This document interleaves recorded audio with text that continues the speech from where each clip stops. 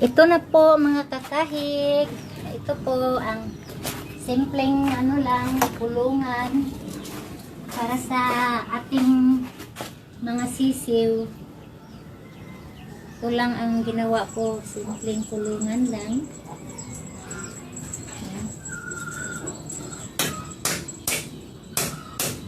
Iba naman yung gagawin ko na pang tandang talaga, para sa mga lalaki ko na manok.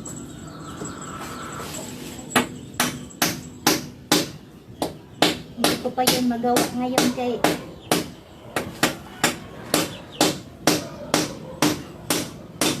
kulang ang aking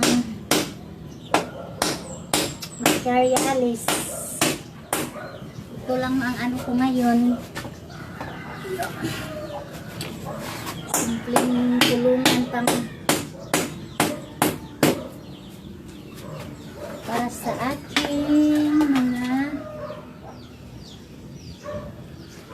sisiw, para sa aking maliliit na kaway-kaway po sa mga mahilig gumawa ng kulungan.